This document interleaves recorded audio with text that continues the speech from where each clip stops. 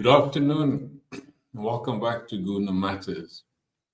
Now, that's been a while. I've been a guest on other channels, and I've neglected my own. But be that as it may, welcome back to Gooner Matterz. Subscribe to the channel and hit the like. And also put on the bell notification so you can get all the content again going forward. Now, it says there at the bottom, would you agree with Gooner's starting 11 and analysis? And please leave your thoughts in the comment section below. Now, we're playing West Ham at home this weekend at the Emirates. And West Ham did not have a good start, however. Pardon me. West Ham always found a way to sort of come to the Emirates and either get a result or upset us a little bit. But we have to be at our best. We have to be at our races, and we have to obviously get to the form that we've hit now in the last two games. We've established we had a good game against Newcastle at the St. James Park. Even though there was so much controversy for both teams, and we came back on Wednesday night to the Emirates, and we had our second game in the Champions League against a very quality team, Olympiacos. Their chances, we had the best time in terms of shots at goal and chances created, and so what I want to focus on is more of the coming week's game against West Ham. West Ham is going to come to the Emirates. Yeah, so West Ham is coming to the Emirates, and this is game week, I think game week 7, 8. Yeah, 7. Now, Arsenal is currently second on the log, and West Ham is 19th. So it's second versus second last, which also can be a very, very, very dangerous situation for us. But yeah, let's see. Firstly, let us see what is my team going to look like for this game, and then I'm going to obviously give a bit of analysis and form and how we can break this low block when West Ham goes into the low block. But again, hit the like, subscribe to Gooner Matterz, and help Gooner to get to 1,000 subscribers. I'm currently under 500. If we can get to 500 by the end of this video, it would be nice. If not, by the end of this weekend. And if you agree, leave your comments in this comment section below. And by the time of this recording, it is now 14:32 SA time. I'm in South Africa, Cape Town. And all the Cape Townians, football fans, not necessarily Arsenal fans, you can also subscribe, pardon me, to Gooner Matterz on YouTube. Right, here we go. Let's see what my analysis is. So as you can see, we're starting with David Raya in goal. See, I'm going to move quite a bit of the players around. We've got Timber in right back, Saliba in right centre back, Gabriel left centre back, and Calafiori on left back. Now, Gabriel got a bit of a knock on Wednesday night. I don't know if you've seen the game, but he collided off. David Raya went for a ball, and he then obviously landed on Gabriel, and after that he could not. He felt something and he was uncomfortable, and then obviously they didn't want to take chances. And yet we have such a strong bench, and we could bring on Mosquera, Christian Mosquera. There you go. So he could have come on for Gabriel on Wednesday night. So yeah, this is something that we can look forward to. Gabriel will start because Arteta said after the game that he, pardon me, he felt something, and obviously it's nothing serious. So he will be part of the team this weekend. Then we've got Zubomendi on the right pivot 6, Declan Rice on the left pivot 6, Kaya Saka on the right wing. We've got Eze on the left wing, and then we've got the captain, Odegaard in the center, and then of course Victor Gyökeres. So now you can see here's a 4. My formation is 4-3-2, 4-2-3-1, and that is what we have shown in the Newcastle game and also on Wednesday night. Now on Wednesday night we had a few formations as well as on Saturday, or at least on Sunday, against Newcastle. Now when we kick off, we're gonna go into this mode. The two of them will press hard up front.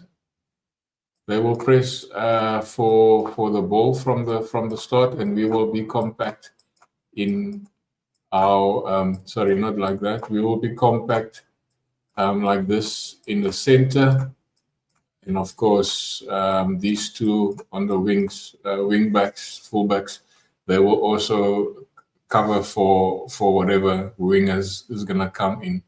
So if we have pressed and we didn't collect the ball in the press, we will see this will happen again when the wingers will come to their back lines, and they will obviously come and become compact. And Martin Odegaard will be the one to roam around. He will be the one to obviously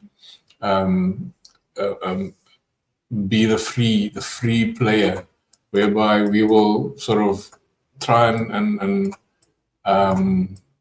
defend as a unit, but he will be the one to obviously get to that point. So, and when we do obviously collect the ball again, then you will see the players is going to come into the shape again. So Martin Odegaard again will collect the ball from either Zubomendi, or he will collect the ball from a defender. So again, he will be the one who's roaming around, and you will find that Eze is going to go into the center, Declan Rice is going to come out wide, and then Zubomendi will be in the center as a solid pivot, and then of course Gyökeres will be on the last man. So it will be interesting to see what's going to happen when Odegaard gets the ball. And then, of course, you will find that either one of them will come out to the wide. I would prefer it be Rice to come out to the wide and Eze go into the 10. And then, of course, Odegaard will then either pass the ball to Rice. Rice will hit up there. And also remember that Calafiore will go in there. And there will be a back 3. And Calafiore will collect and support the left-sided midfield. And then you'll find that there is situations whereby you will either play the ball to Rice or you'll play the ball to Eze, and that will be a situation for us whereby we can create that sort of unpredictability. Whereas Odegaard will have the ball, like I say, he will either give it to Rice or he will give it to Eze. or he will spray it around to the other side and go on to the ball to Saka. Now, so it will go either way, whereby Odegaard will be the one who will do all the distributions. And then when we're in the defense, we will obviously go back into that shape again, where everybody goes into their own positions, and the two of Gyökeres and Odegaard will then do the pressing wherever West Ham will have the ball. Now, the good thing about if Odegaard fetching the ball, collecting the ball from the center or from the let's put it in that formation quickly. Odegaard will get the ball from either Zubomendi or Rice, whoever's there, or from the back line, or directly from Raya, and then he will decide which way to go according to what he sees in front of him. So for me, it will be nice. Eze is going to be either on the left side or the right side. I predominantly think it would be the left side of Gyökeres, and it will give a bit of something to think for the West Ham defenders and midfielders, whereby you can give it either way to Saka, to Rice, to Eze, or directly to Gyökeres. Now, if that is the attacking formation, I'm sure with the quality of the three in front of Odegaard and he himself, to put the ball through to the striker, which is Gyökeres, or lay it off to either one of these three in front of him, something could happen in that regard, because having the fullbacks in Calafiori and Timber to support Zubomendi, I think it would be more Calafiori, because Timber will be closely there to support Bukayo Saka, and Odegaard will be in this area or that area, and Rice will be there, and then those will be the attacking flair. But you're gonna have to remember we need somebody to slot in. If Timber's there, somebody will slot in there, and then we will have that shape like that. Because our defenders have the pace, obviously, to get a ball over the top.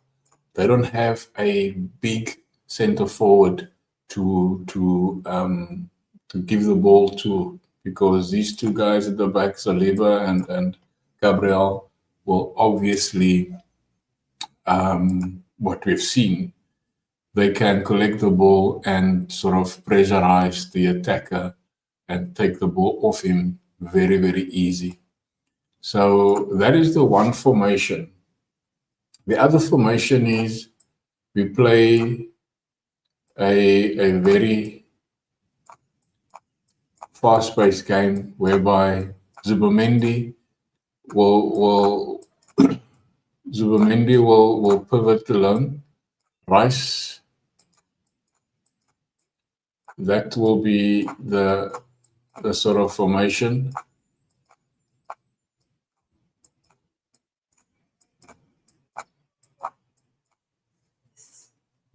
That will be the sort of formation where, when we're on the attack, sort of overload the area here, because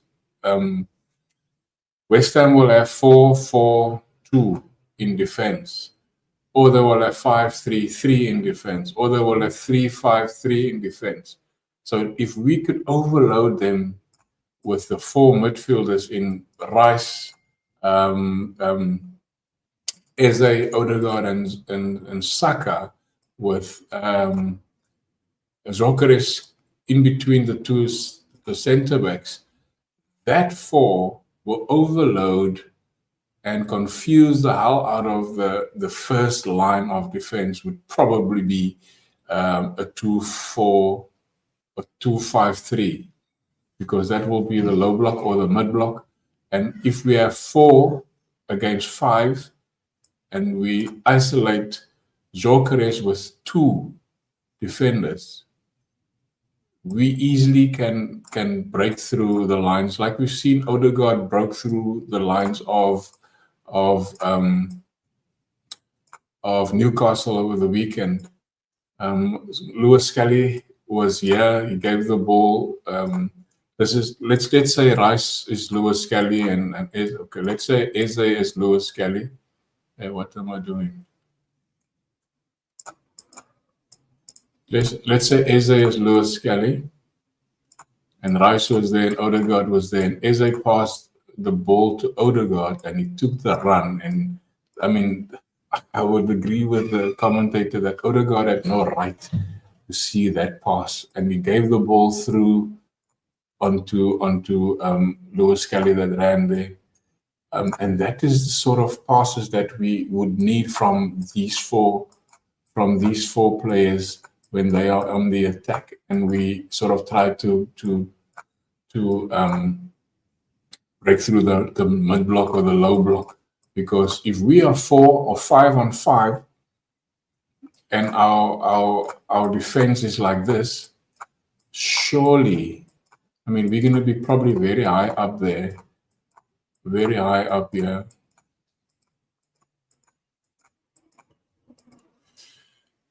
And that will be the shape when we do attack the mid block or the low block. So if we are 5 on 5 and isolating them, so these two will have 2 or 3 players there, and they will have to, so it will be 5, 3, 2 in defense, or 5, 5 in defense. So then we'll have the 4 of them or the 5 of them onto the second line of defense, and the 3 of them onto the first line of defense. So there's nobody that will be out by our defenders. So if we can block them out and overload those 2 line of defenses for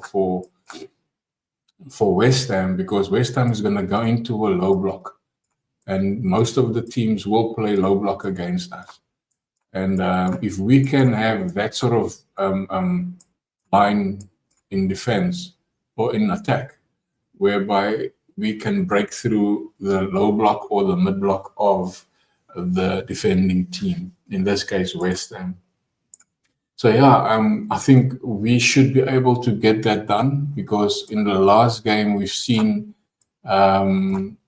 in the Premier League against Newcastle how we broke the low block down in terms of creating that different offensive lines, because you'll find that we overload the area and draw out. Now, Zokeres is going to be a very, very clever one in this. He's going to have to draw out Mavropanos and Kilman. He's going to draw one of them to him. Rice or Eze is going to draw the right back and the right centre back to him. And of course, Saka will do the same. And that will leave 2 players in the midfield open, whereby their midfield is going to have to come back. And then we can either lay it off or do whatever, because that in itself is going to create some confusion in the defense of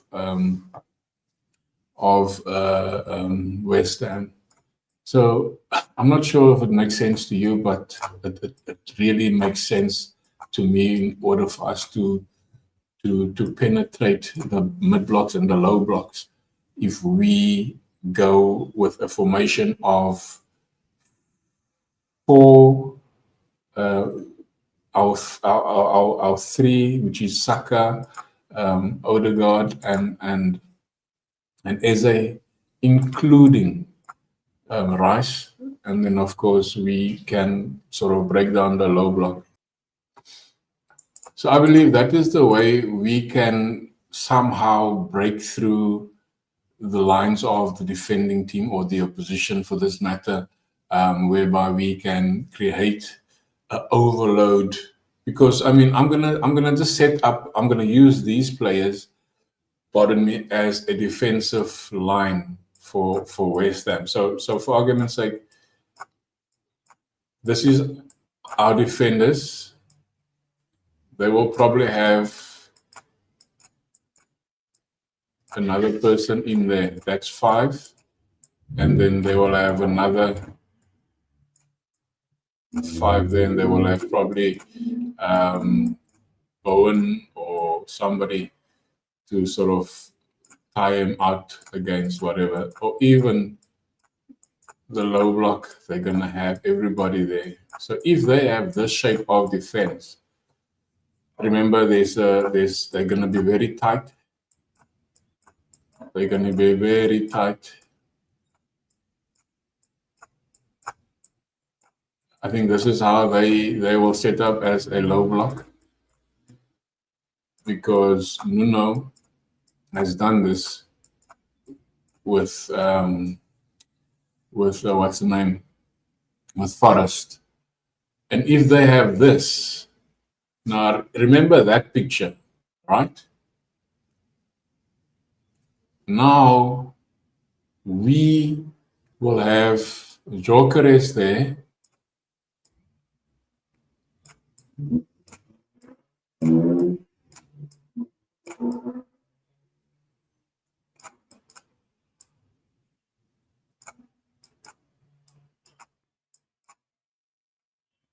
Saka, Odegaard, and of course, forget about our backline first. This is our forward players. Those 3 and him. So he will take 2 of them with him. That will leave 3. So it will be 3 on 3 and plus Rice in there. So it will be 4 on 3, which will mean that the rest of the defenders of West Ham will have to come more closer to the back line. Then we're overloading that space, and then we have space to sort of turn around and play this way, play that way, maybe perhaps taking a shot. I know taking a shot will probably have a lot of bodies in front of us, but there will be an opportunity for Gyökeres, Saka, or even Eze to sort of give us that opportunity to penetrate. So, I mean, that is the idea. That's my thinking. And yeah, like I say, have your say in the comment section below. If you don't agree with me, say so. If you do agree with me, big up that. But ultimately, we have the opportunity and the ability to sort of break through that low block and that mid block with our players that we have, especially with Odegaard's form as hit now the last 2 games. Is there that has become a very, very formidable player in that center, and Zubomendi being the pivot, whereby gives Odegaard and Rice a lot of freedom in order to move. So now I've said it a lot of time on Cannon Fodder TV channel, Easy Talk, 2 Fridays in a row, is that whereby if Mikel Arteta gives freedom to the likes of Rice, Saka, Odegaard, and Eze, we can do so much more. And in the last few games, you have seen Rice being all over the place, Odegaard being free as a bloody bird, Saka coming onto the left-hand side, and we haven't seen that for a long time. And those guys are free and they enjoy themselves in that. And with this that I've explained now, we can break teams down, the low blocks, the mid blocks. We can overload them with our players, especially our forward players, Saka, Odegaard, Eze, Gyökeres, and Rice included. And if we do the subs with Madueke, it will be either Martinelli, and it will be either Trossard, even Waneri, and even when Havertz comes back. So there's so many opportunities for us to sort of break down those low blocks, to penetrate them and create chances, and to give Gyökeres a sort of a good chance to score a goal. And I mean, you have to be honest, Gyökeres has come out of his shell. If you give him a chance, even if he doesn't score, the fact is that he get a chance, get shot, and if it's shot on goal, his confidence will obviously grow. And he is becoming a fitter striker, whereby you can see about his runs last Wednesday night and on Sunday. He took runs into spaces whereby he received ball from Odegaard or Eze. And that is where we now see the getting that understanding of what he is doing, how he is doing it, and what sort of um, way we want to go for. And you have to also understand that Mikel Arteta has been under a lot of pressure, and he's given a sort of leeway now to such players like Odegaard, Eze, Rice, to the extent Timber even. Very, very, very free. So yeah, we're gonna have to understand that this is the things that we're gonna see. We're gonna see it this weekend. We're gonna see it next week, and it depends on whoever we're playing. So those are the things that we're gonna have to look at to break the mid block and the low blocks down. Yeah, so those are the ways that we can penetrate teams. So the likes of West Ham, we obviously gonna see what Mikel is gonna do, but I think having seen what we did against Olympiacos and what we did against Newcastle in the last two games, those are the things that I've had glimpses of. Now, our fullbacks is going to be very, very key in what I think how this will work.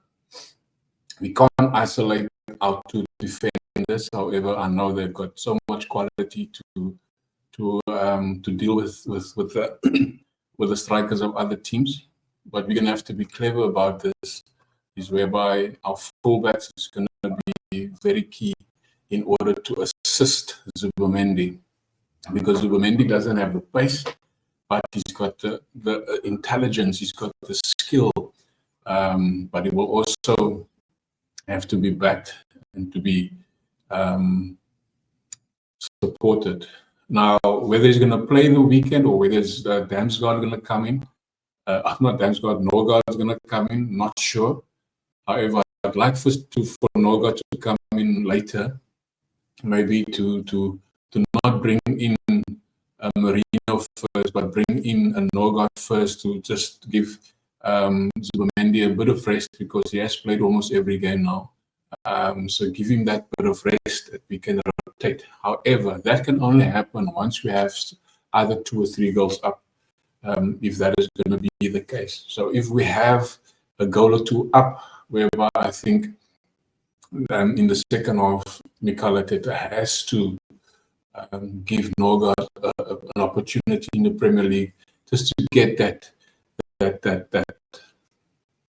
love for the Premier League again that he had at Brentford.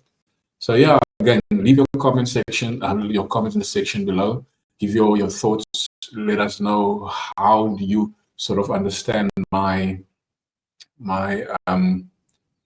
analysis, but also very importantly, if you hit the like, Gooner Matterz will get so much exposure onto other channels or other people on YouTube. The more likes I get, the more views I will get. So that is important. So for us to obviously grow as a channel and also create a community whereby we can have live shows and watch-alongs or whatever else it is that the community requires at the time. So again, subscribe to Gooner Matterz as well, and let us get to the target at hand, which is ultimately 1,000 subscribers. But firstly, I'm not going to be greedy. I'll even reach 500 if I need to, and see from there. At this stage, I think I only have 330. Still a very, very low tally. However, if people just view it, I'm happy. If people really listen to it, I'm happy. If people like it, I'm also happy. So yeah, thank you again for taking the time out to watch Gooner Matterz. And all that I can say is, your opinion matters. God bless, be safe, and cheers. Enjoy the games this week.